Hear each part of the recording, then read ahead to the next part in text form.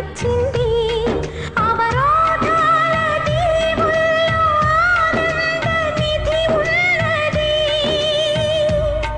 కష్టాల వారధి దాటిన వారికి సొంతమవుతుంది